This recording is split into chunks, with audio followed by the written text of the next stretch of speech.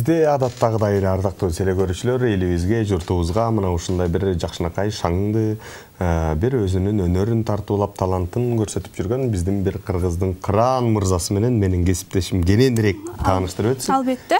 91-мектептин мугалими, музыка сабагынан берген мугалими Бердалиев Ринат мырза. Саламатсызбы, Ринат мырза? Саламатсыздарбы? Жакшы келип алдык. Буюрса баары жакшы. Баракелде. Азыр ыйык Рамазан айы, орозо кармап жатасызбы? Ооба, албетте. Мусулманга парзга орозо кармап жатабыз. Баракелде, орозоңуз кабыл болсун. Рахмат. Баягы биз тамашоодо эле же көңүлдүү жигиттер деп эле бир оюн ойноп, анан кимдин Данияр Эрматовдун кашын рекламалады эле, баягы 40 кыз чалына турган каш деп. Алгач эле сиздин кашыңыздан баштагым келди. Ушунчалык калың кашыңызга канча кыз чалынып жүрөт? Калың кашка деле негизи өзүмдүн кашым калыңыраак негизи. Анан калыңыраак эмеле калың эле. Кудайдын берген эмес деп ойлойм, бул да бир солоолугу.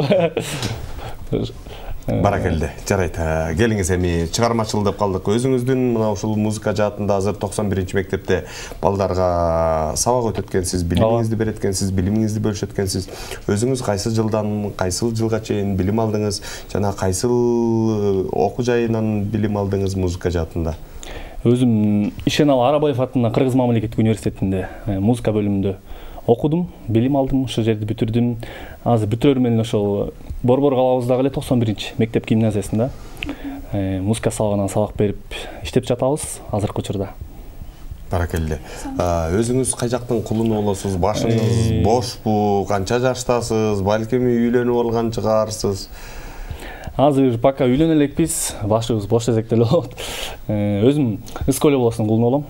Ыскөл областынан караштуу Тоң районунун Көксай деген айылына жарык дүйнөгө келгем. Ошол айылдан чоңоюп, азыр ошо Бишкекте билим алып, окуп, иштеп коюп жүрөбүз. Баракелде. Анан эфирден пайдаланып сурабайлыбы? Деги эле кандай кыздар жагат, кыздар көрүп жаткан кыздардын кулагына күмүш сырга кылып айтып өтсөңүз, кандай кыздар жагат, башыңыз бош экен?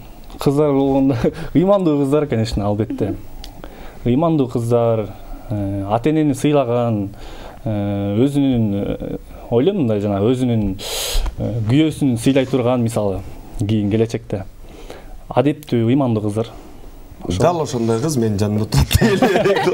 Тамашадан бура сүйлөгөнгө, күлгөнгө жакшы кишине буруп сүйлөгүм келди. Убактыбыз аз болгонуна байланыштуу келиңиз бир сиздин талантка, өнөрүңүзгө ээ болуп, бир жакшы күбө бололу. Бир жагымдуу чыгарма болсун, сизден мүмкүн болсо. Келиңиздер, албетте. Өзүмдүн авторлук чыгармаларымды аткарып берейин. Ушул эфирден пайдаланып, өзүмө таандык Ата-эне деген чыгармам бар, ошону ата-энеме арнап аткарып берейин. Жана жалпы тоңдуктарга. Жалпы тоңдуктарга. Жалпы ушу кыргыз элиндеги, жалпы ушу биздин ата-энелерибизге арналсын ушул чыгарма. Келди, жарайт.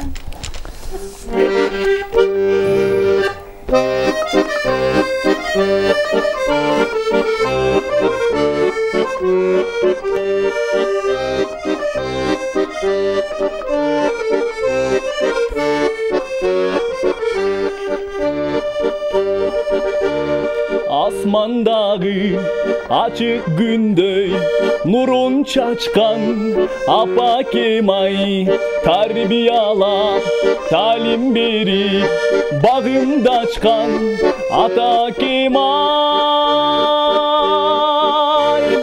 апа кемай ата кемай жан дүйнөңөр таза кенай апа кемай ата кемай жан дүйнөңөр таза кенай.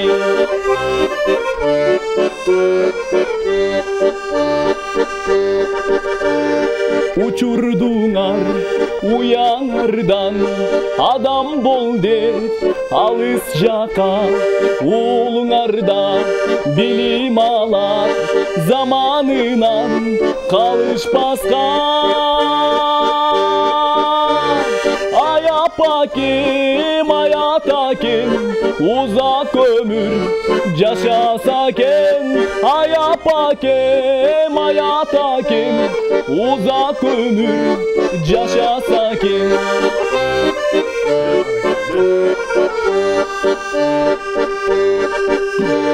Sırtqa çıksam jolum kara, sana tartkan apa kemay, arnamızqa bekem bolde akıl aytkan ata kemay.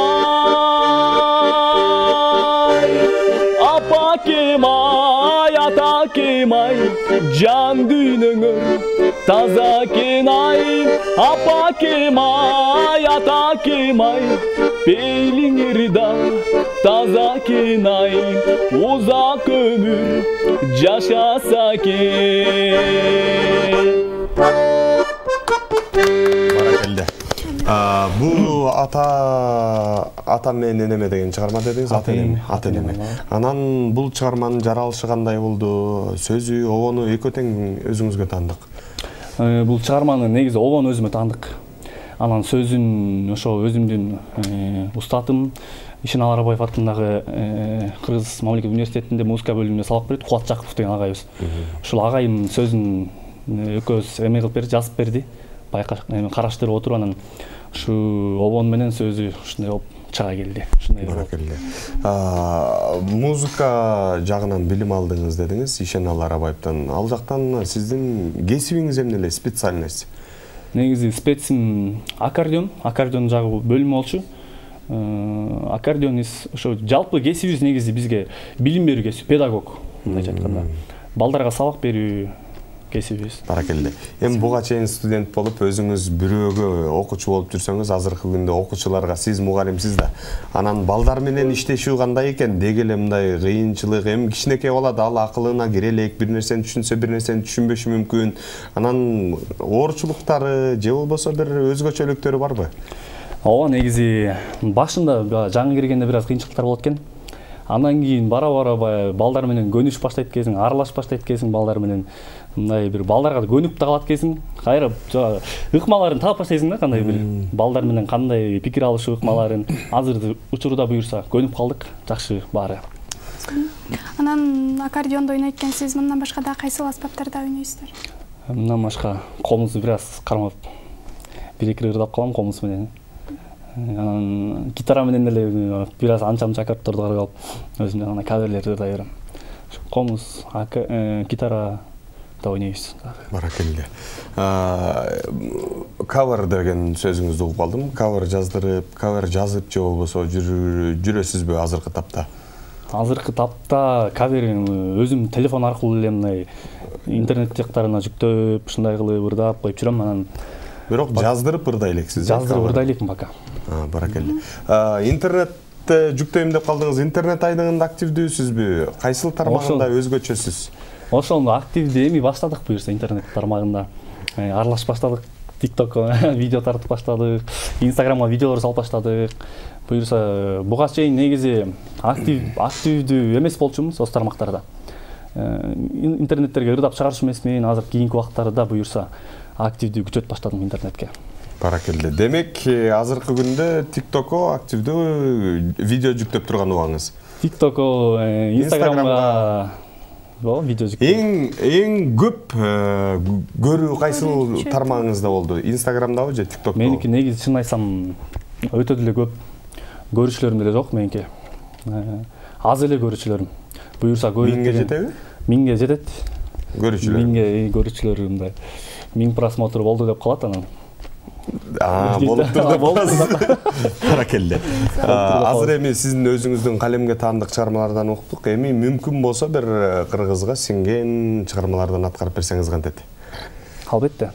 Келиңиздер, анда эмесе кийинки чыгарманы Жолдошбек Мамажановдун Жазым келчи деген чыгармасын аткарып берейин.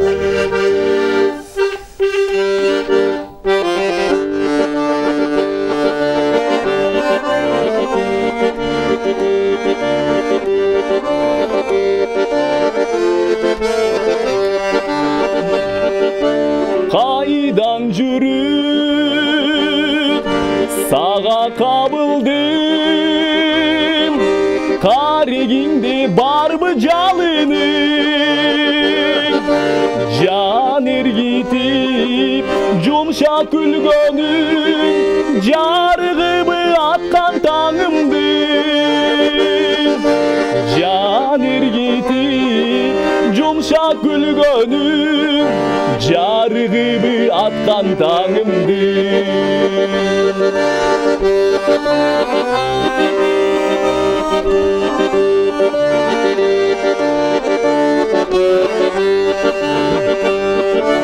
Bulbulsun bul kuşlar bağında,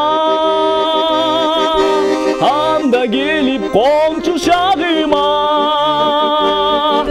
kucağımdan orun vereyim, güttüm ele gülüm sağına. Kucağımdan orun vereyim, güttüm ele gülüm sağına.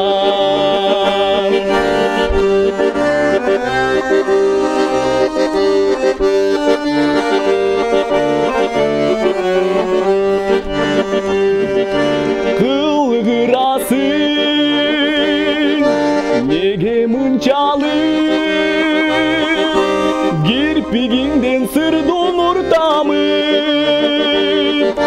Jaz gülü bolson ciparımdı çaç, cadırasın canım tınçalı. Jaz gülü bolson ciparımdı çaç, cadırasın canım tınçalı. Jaz gülü bolson ciparımdı çaç, cadırasın canım tınçalı.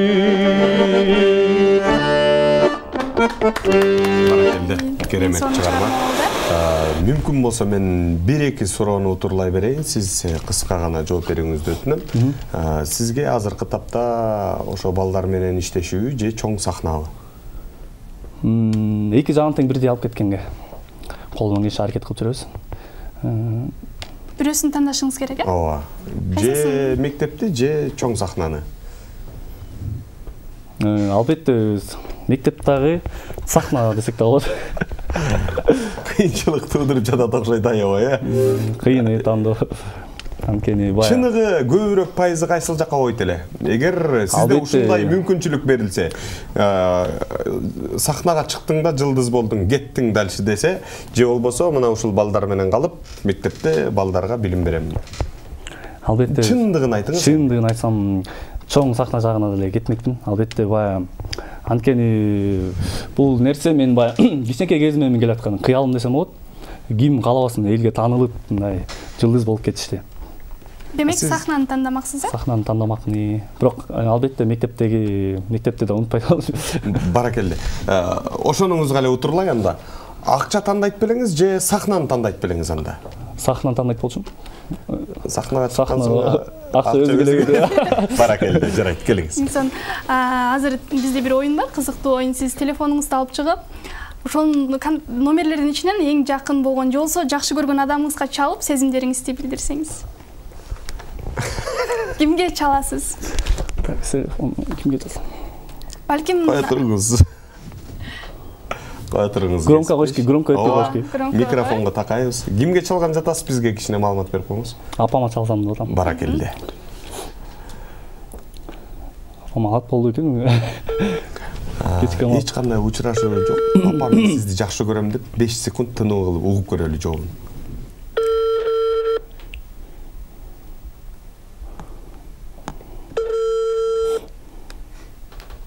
Апаңыз бир жерде иштейби?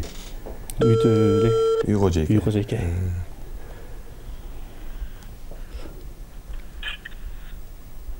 Алло. Алло, апа кандайсыңар? Жакшы, кандайсың? Жакшы. Ошол мен силерди жакшы көрөм, апа. Мен да биз да сени жакшы көрөбүз. Кандай жүрөсүң? Жакшы, өзүңүз кандайсыз, жакшысызбы? Денсаулыктарыңыз? Түз эфирден чалып. Азыр ошол түз эфирден чалып жатканбыз, эмеден 5-каналдан таң шоу программа. Таңкы 5 программасынан сизге чалдым атайын.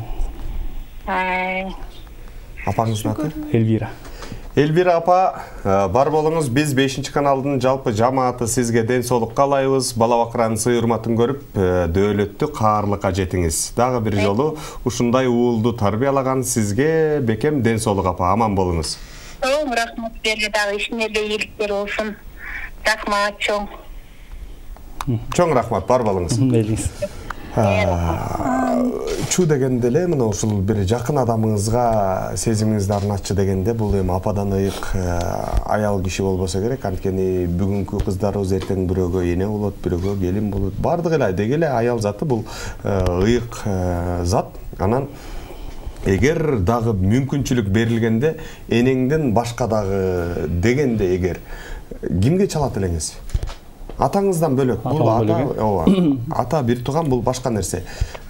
Ошолордун ичинен кимисине чалат элеңиз? Балким сүйлөшкөн кызыңызга, үйлөнгөн болсоңуз колуктуңузга, балким досуңузга жакын. Ошолордун ичинен энеден кийин кимге чалат элеңиз? Досторума чалсам керек. Дос балдарыма, классташтарга. Жарайт. Досторуңуз менен, классташтарыңыз менен азыр жакшы катышсызбы? Жакшы, Кудайга шүгүр. Жакшы эле катышып. Келиңиз, эми бир ушул достчулуктун мамилесин көрөлү. Бир жакын досуңузга чаласыз азыр. Азыркы тапта бир мага азыр срочно 1000 сом керек болуп атат, берип тур деп чалабыз. Жакын досуңузга. Эң жакын, ишеничтүү, мындай сиздин бир сөзүңүздү эки кылбаган. Макул 1000 сом көп болуп калса керек, студентке бирөө кыйналып баба 500 деп айтыңыз. Мага просто срочно керек болуп калды дейсиз. Ушул жагдайдан чыгып берчи 500 сом досум деп. Сау. Классташыңызбы же группалашпы? Дос болгон нерсе болот. Дос болгон. Классташтарым да көбү жумушта тиякта болуп, көбүнө азыр. Алло. Алло, салам алейкум. Алейкум. Кандай доске жакшы ден соолуктар. Шүгүр атылмайсың. Жакшы. Эмне кылып атасың? Жүргөм жумушта. Жумуштарың болуп атабы? Шүгүр атылмайсың өзүңдө. Жакшы. Болуп атат бизге дагы. Теги сом сурайын деп чалдым эле, бир 500 сом болсо бүгүн кечкеге берип тура аласың, мүмкүн болсо. 500 сомбу? Ооба. Берип турайын. Берип турасың, рахмат ана. Эмеде 5-каналда отчубуз Оска. Ол 5-каналда чалып атабыз. Түз эфирде алып барып. Ошо давай, рахмат, Давай. Досуңуздун аты ким? Төсү. Дөлөт. Төлөсүн. Төлөсүн. Баягы биз муну менен болгону жана дагы бир коногубузга ушинтип чалдырдык элек. Анан контагын ачып отуруп, ушу акча бергенге киши таппай атат да, мындай кимге чалам деп. Балким сизде деле азыр телефонду алып чыкканда алгачкы ой келсе керек, биринчи кимге чалсам экен деп, анан ушуну тандадыңыз да. Бирок чындыгында адам баласы ушундай келебиз, баягы көп контакттарыбыз бар, 2000 деп 3000 деп контакттарыбыз бар. Бирок акча сурай келгенде карасаң эч ким көрүнбөйт көзүңө контакттанчы. Андыктан ушул Төлөсүн досуңузга ишенсеңиз болот экен, чыныгы дос экенин далилдеди. Бул жакта достуктун мамилесин акча чечпейт. Болгону бир ошондой кыжалаттыктан, бир ошондой көйгөйлөрдөн чыкканга жардам берет эмеспи? Бар болуңуз. Анан мүмкүн болсо кесиптеш мырзабызды дагы бир чыгарма өтүнөлү, сураналы, бир өзүңүз каалаган, өзүңүзгө жаккан. Мен өзүмдүн бир чыгарма болсун. Же бака балчак тамаша кылабыз. Мен азыр өзүмдүн автор чыгармамды дайын. Бул деген ошо бака балчакка окшош кетти десем деле болот. Дүк менин жүрөгүм деген чыгарма. Ана сага жалпы кыргыз элине тартуулап берейин. Жүрөгүңүз дүкүлдөп атат. Жүрөгүңүз дүкүлдөйт. Муну жакында эле жаздым. Баягы аккордеон менен отуруп, кармап отуруп жазган чыгармабыз мындай. Бул негизи дүк деген чыгарма сөзү да ону да сизге таандык. Баары өзүмө таандык. Келиңиз, кичине таржымалына, тарыхына кайрылып кетели анда. Ырдардан мурун эмне болуп жаралып калды бул чыгарма? Дүк деген темасы эле бир башкача экен. Негизи баягы мектепте олтуруп, анан жүрөгүңүз дүкүлдөй баштады. Окошко убактарында мындай эме кылып, аккордеонго келип отуруп каласыз жакка. Анан ошол кездерде отуруп эле чыгарып отуруп, мындай эле ырдап койдук эле, анан окшошкон сөйт кичине ырга. Анан үйгө келип биротола дүкүлдөттүңүз. Анан үйгө келип кагаз алып, телефонго, заметкага биротола тексттеринен бери жазып, анан дайындап койдум ушул чыгарманы. Баракелде. Сиздер үчүн азыр тартуулап берейин. Анда эмесе бизден азыр бир жагымдуу дүкүлдүк. Жүрөгүңүздү кармап отуруңуз, кесиптеш.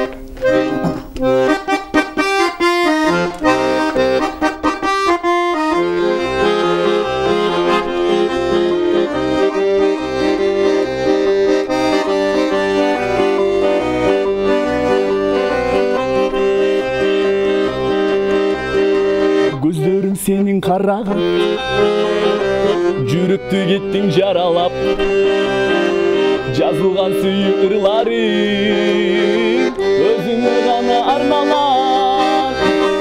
Түк түк түк менин жүрөгүм, өзүңдү катуу сүйөмүн, өмүрдү бирге сүргөнгө, өзүң бол менин түгөйүм.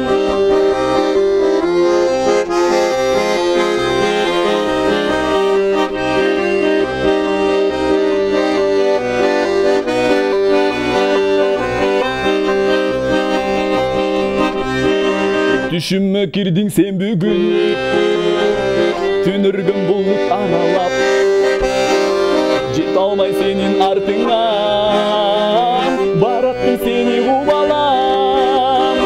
Dük dük dük menin жүрөгүм, өзүңдү катуу сүйөмүн, өмүрдү бирге сүргөнгө, өзүң бол менин түгөйүм. Dük dük dük menin жүрөгүм, özüngdü kатуу сүйөмүн, өмүрдү бирге сүргөнгө, өзүң бол менин түгөйүм. Ай дүк дүк дүк менин жүрөгүм, өзүңдү катуу сүйөмүн.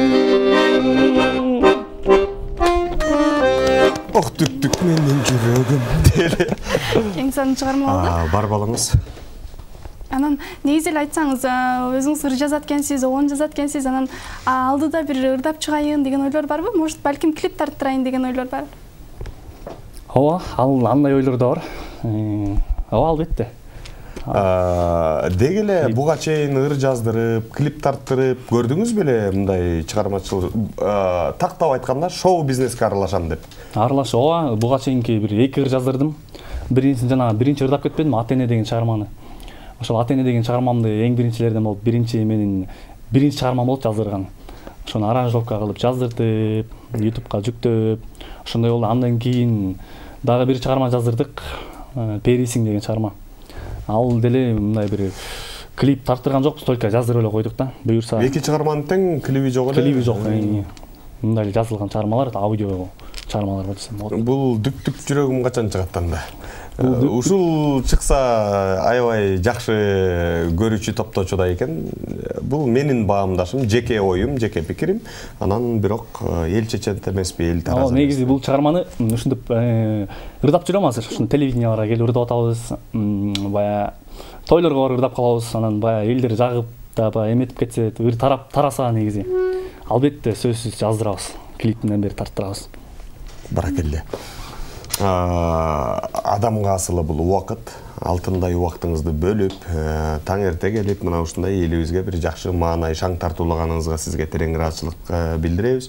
Жана ошондой эле жалпы 91-чи мектеп жамаатына, директорлугуна, айтор бардык сиздин кесиптештериңизге дагы 5-чи каналдын атынан салам жолдойлу. Көптөгөн ийгиликтер болсун. Биздин кичинекей наристелерибизге жакшы тунук билимиңизди бере бериңиз. Сизге көптөгөн ийгиликтерди каалайлы. Эркин микрофон берели. Кыргыз элине болгон каалоо тилектериңиз же болсо куттуктоолоруңуз болсун. Сиздерге чоң рахмат ушинтип өзүңүздүн эфириңиздерге чакырганыңыздарга. Жалпы кыргыз элимдин ыйык ороз айында 30 күндүк орозосу менен чын дилимден куттуктайм. Орозоңуздар кармаган орозоңуздар кабыл болсун, Кудайым кабыл кылсын. Элибизде, жерибизде тынччылык болсун, асманыбыз ачык болсун. Кыргызстаныбыз өнүгүп өсө берсин демекчимин. Баракелде. Мына ушундай ардактуу телекөрүүчүлөр, ушундай көптөгөн таланттарга ээ болгон бүгүнкү күнгө келген биздин жалпы талант инсандарына, өнөр инсандарына терең ыраазычылык билдиребиз. Жана ошондой эле сизге да ыраазычылык билдиребиз. Бар болуңуздар, жалпыңыздарга ийгилик каалайбыз. Ардактуу телекөрүүчүлөр, биз болсо ар дайым мына ушул таңкы 5 берүүсүндө сиздерге дайым жакшы жаңылыгыбыз менен гана бөлүшүп туралы. Ар дайым аманчылыкта бололу, мекенибизде тынччылык болсун, өлкөбүздө тынччылык болсун. Жана ошондой эле жалпыңыздардын кармаган орозоңуздар кабыл болсун дейли. Эң сонун убакыт учкан куш демекчи, бизге бөлүнгөн убакыт соңуна чыгып бара жатат. Анда эмесе биз коштошпойбуз. Кийинки эфирден амандашканча жөн гана сак саламатта туруңуздар демекчибиз. Сиздер менен 2 саат бою кызматыңыздарда мен Махабат Талантбекова жана менин кесиптешим Адилет Турсуналиев биргеликте болдук. Жалпыңыздарга дагы бир рет жагымдуу күн каалайбыз.